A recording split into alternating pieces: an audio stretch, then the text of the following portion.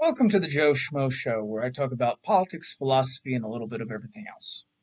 Now, before I get into it, I would like to go through a few updates.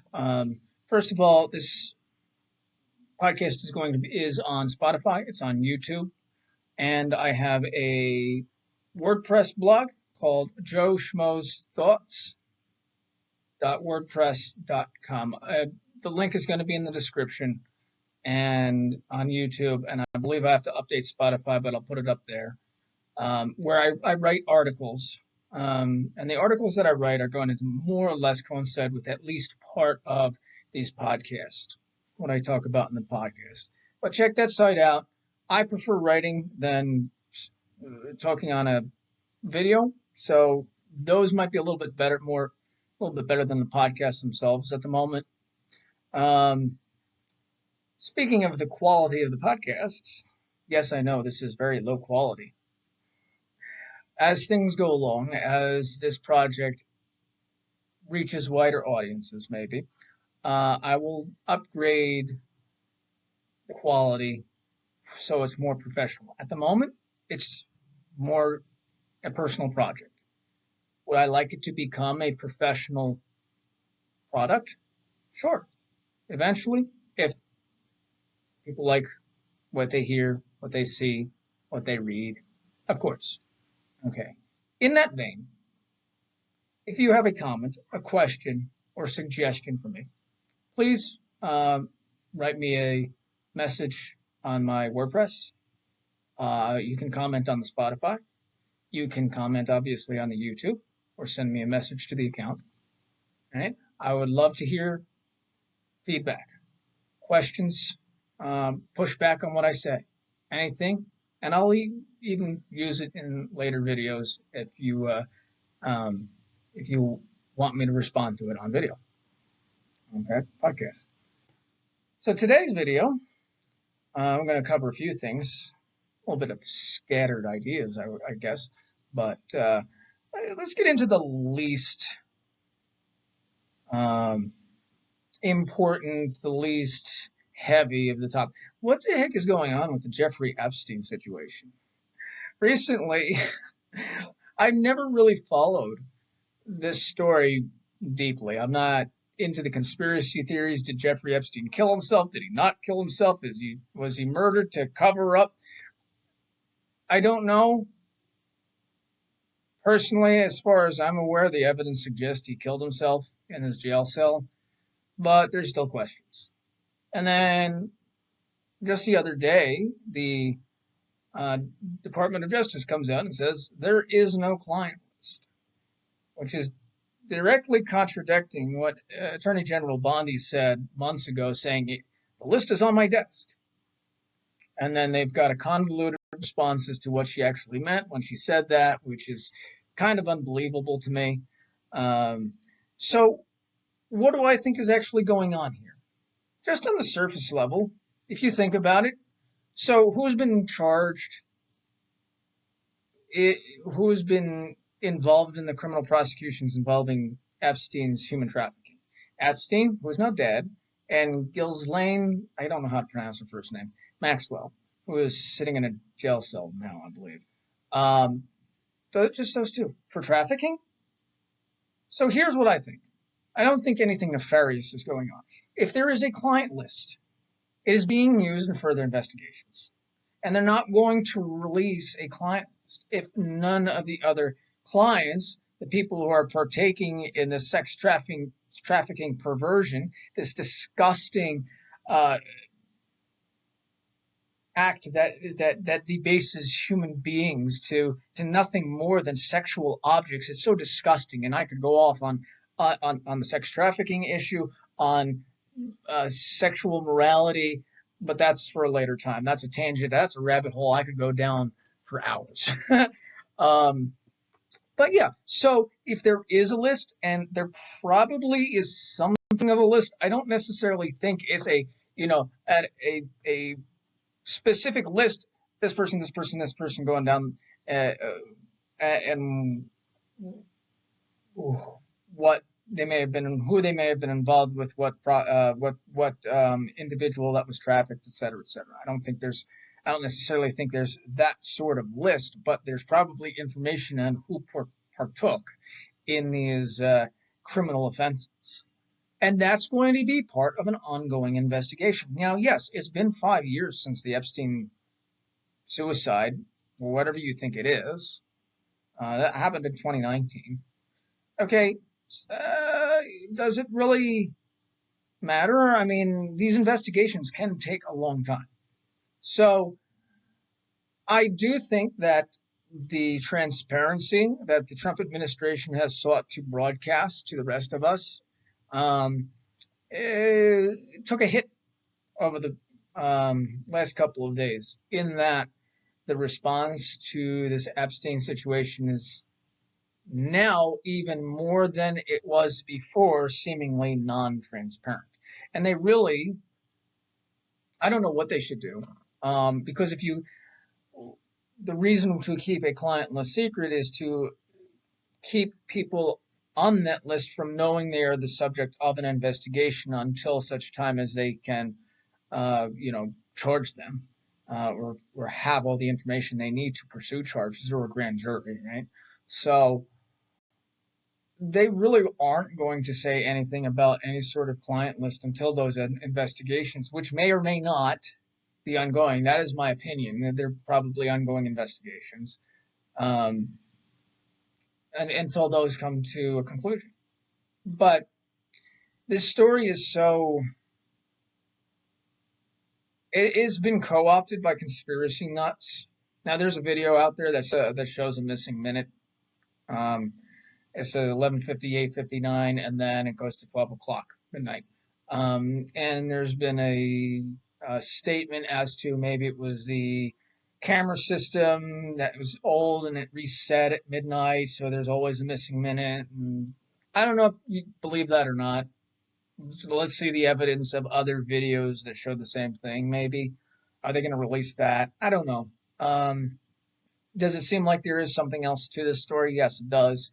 Do I think it's nefarious? No, I think it's part of an ongoing investigation. And I'm going to move on from there, because there really isn't much more to talk about this story, and I really don't like getting involved in, unless I'm debunking, feeding into conspiracy theories and other things of that nature that just, I don't want to say something about something I have very little knowledge of, or very little basis for an opinion, right?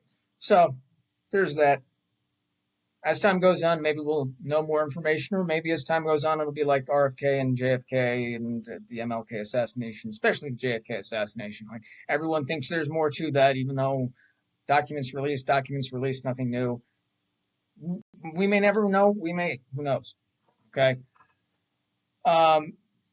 In other news, the article I wrote on my WordPress, was on the situation in the Middle East. I have a few things to discuss in regards to the peace in the Middle East, potential peace in the Middle East. Now, if you're not aware, obviously most people are aware of the 12-day war between Iran and Israel, and how the United States blew the hell out of the nuclear facilities in Iran at the close of that war, which basically led to that war being finalized. The goals were accomplished. But there's a lot that has been going on elsewhere, in connection to or not in connection to the whole conflict between Israel, Iran, and Iran's proxies. So we'll focus on two things. The relationship between Syria and Israel, and the relationship between Lebanon and Israel. These are two neighbors. Now, Syria is an interesting case. In Syria, the Bashar al-Assad regime was backed by the Iranians and the Russians. And at some point over the last year, that support slackened. Okay, whether in terms of Russia, because of its ongoing engagement with Ukraine, and its resources are running thin because of that conflict. And in Iran, their backing for Hamas and Hezbollah, and the whole conflict there has sapped their resources. Plus, with the Trump administration coming into power, the The pressure, the diplomatic and economic pressure, has been stepped up on Iran as a result. So they really didn't have the resources necessary to continue backing Assad. So, with a lack of backing, a hodgepodge assortment of separatist or rebel groups led by a former Al Qaeda member, okay, ended up overthrowing Assad. And now this former Al Qaeda member is now the interim president of Syria. Now you would think, former Al Qaeda, oh God, what's going to happen now? Syria is just going to become another terrorist state, right? No, that's the interesting thing. Now for me, I remember 9/11, like literally remember 9/11. I was 8 years old at the time. And these kind of things really have an impact on me. Because they relate to, I mean, he's former Al Qaeda.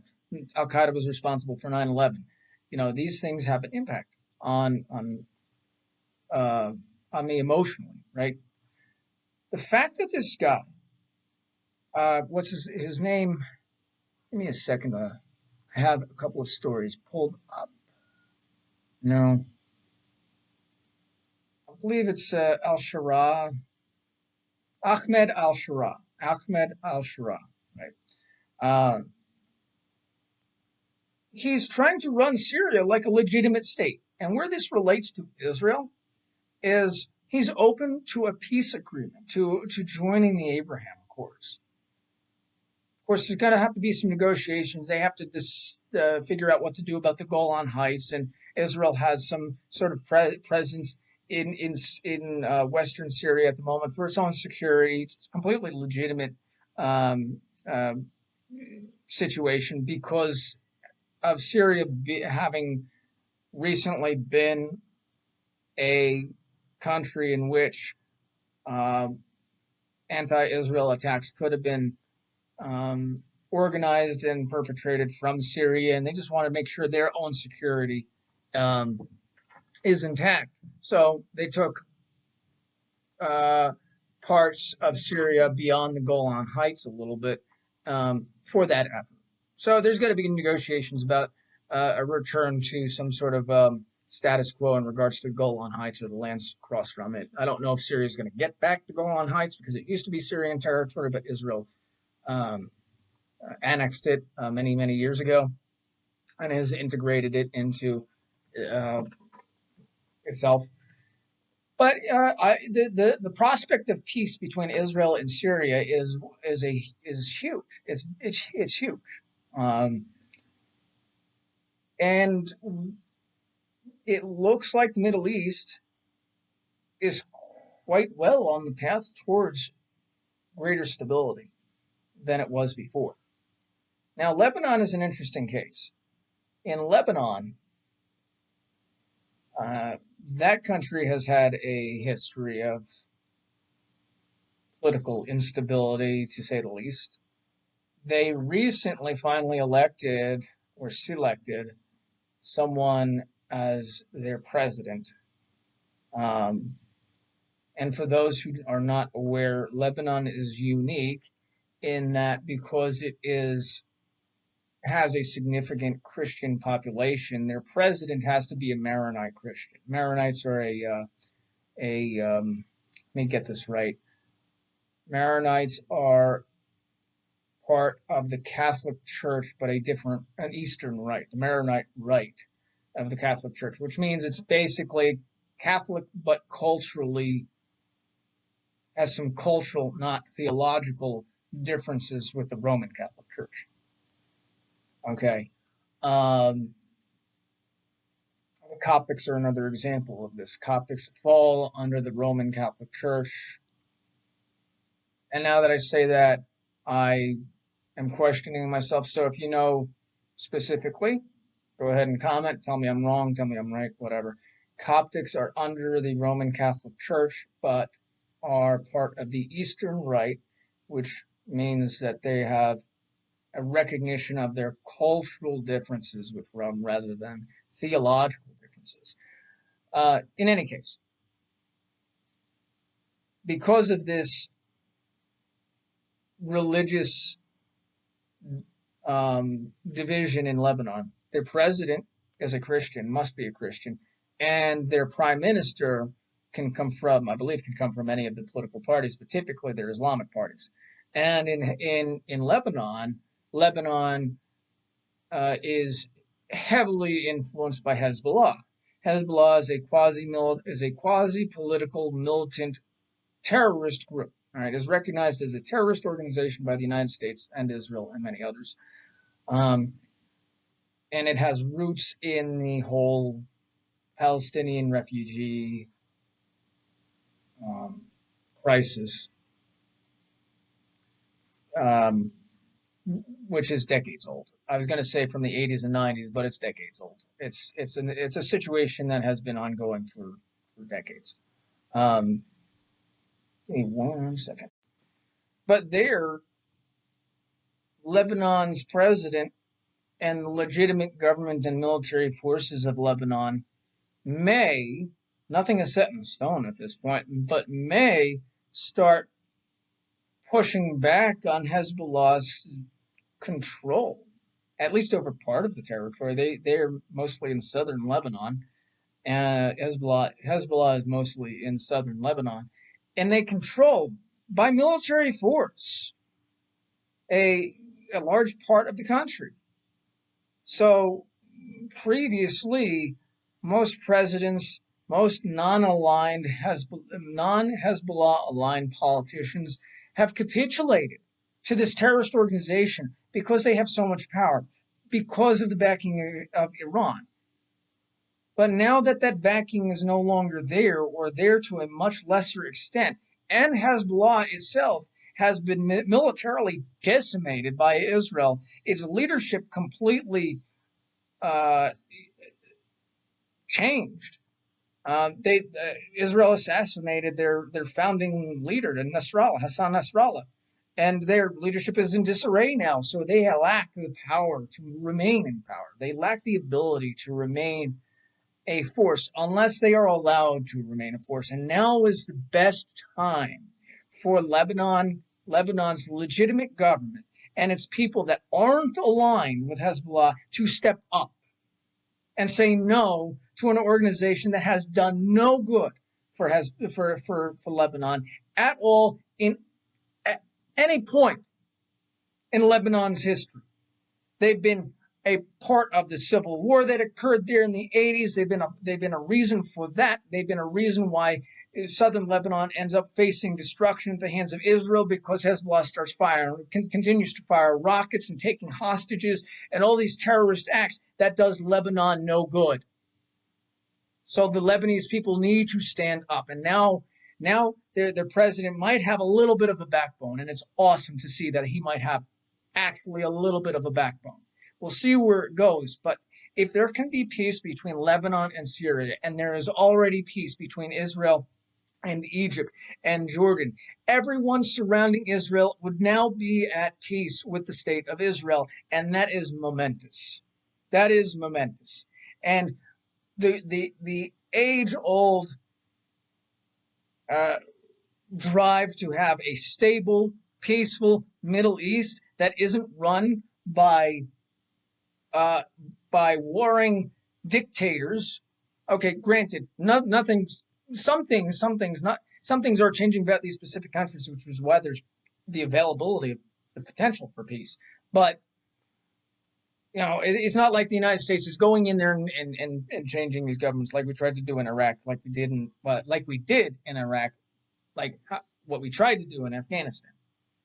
But I digress. There is a possibility for peace, so I would say pray for peace. And if you are involved with anyone that lives in these areas, ask them questions, talk to them, see what's actually happening there, in Syria or in Lebanon or elsewhere. All right, and give them encouragement to stand up and speak out for peace. Even I know it's quite difficult when you're in a country that doesn't have the freedoms and the respect for religious liberty, respect for the free exercise of thought. Our First Amendment. It's very difficult and it's scary, which leads into the question about Iran. What's going to happen in Iran? Now, I will suggest that the possibility of protests of regime change at the hands of the people in Iran is on the lower end of possibilities. I do believe that, and this is very unfortunate, but that the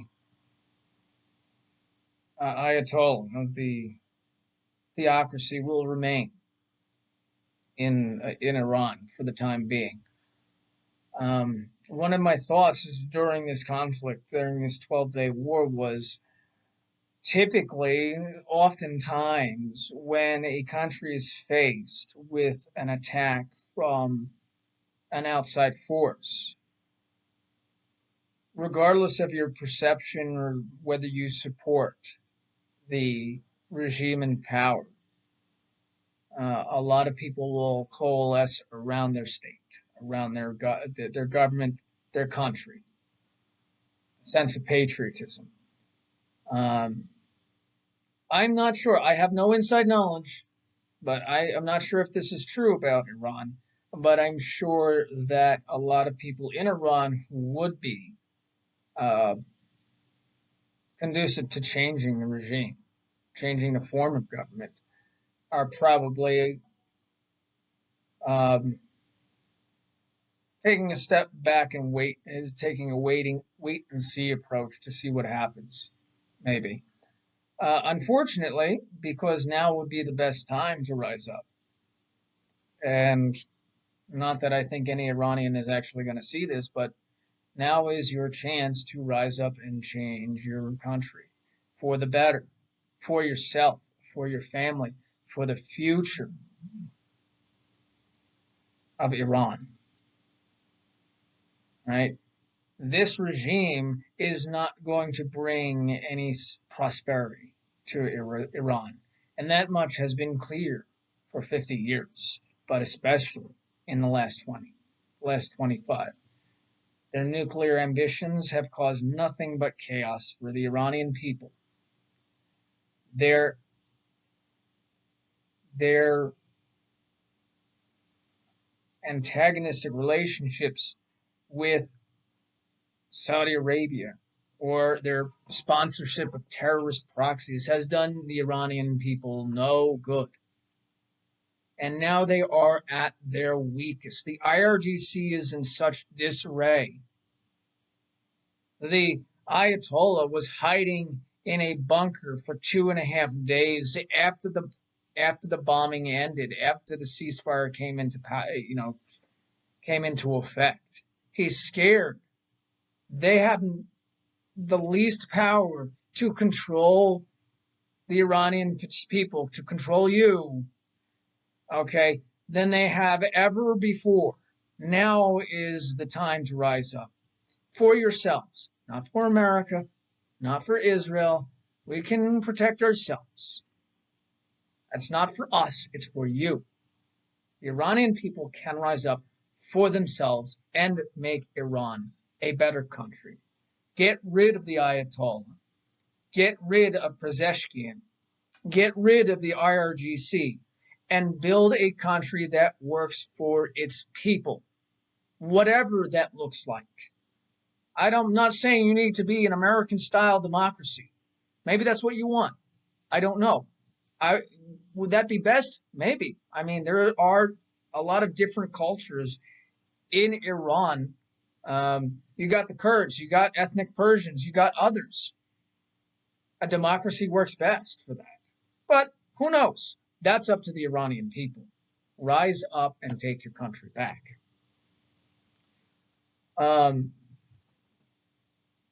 I have been very interested in the Middle East for many years, partly because of how much 9/11 affected me. It's one of the strongest memories I have in childhood. And as time goes on, you learn more, you develop your understanding of issues, and that develops into opinions and policy ideas and whatnot. Um, This is one of the things I am most passionate about. There are a couple of things that I am most passionate about. One of them I have not touched yet, and I'll wait for a good time to start talking about that. But it is also very important that when you are discussing things with others that you are passionate about or they are passionate about, to be respectful.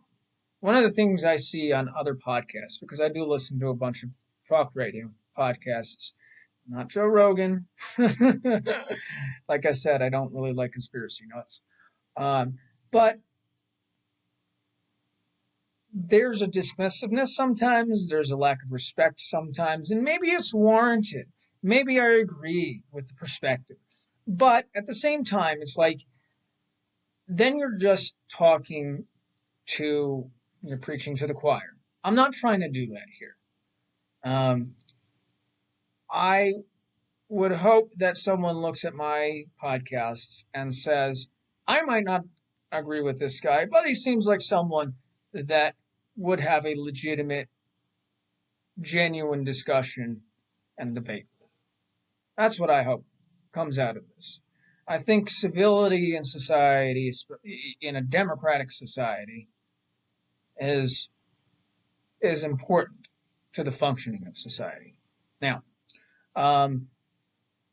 apparently, the New York mayoral candidate Zoran Mandani has actually been in the news quite a lot lately. I didn't realize he was going to be a big news topic, so I'll cover him at a later time.